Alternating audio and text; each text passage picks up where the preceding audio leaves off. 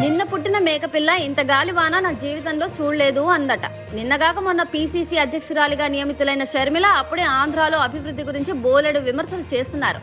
ఏపీలో అభివృద్ధి భూతద్దం పెట్టి వెతికినా కనిపించడం లేదన్నారు. ఏపీలో ఉన్న సచివాలయాలు, ఫిషింగ్ హార్బర్లు, పోర్టులు, 6.5 లక్షల ఉద్యోగాలు ఇవేమీ ఆమెకు కనిపించడం లేదు.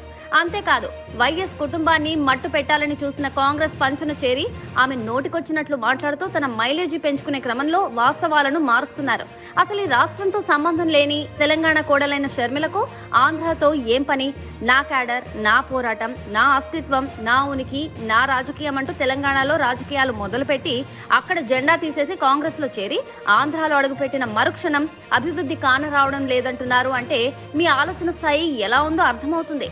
ఆంధ్రాను నిలువెల్లా మోసం చేసిన కాంగ్రెస్ పార్టీని ఇక్కడి ప్రజలు 1000 అడుగుల లోతున సమాధి చేశారు.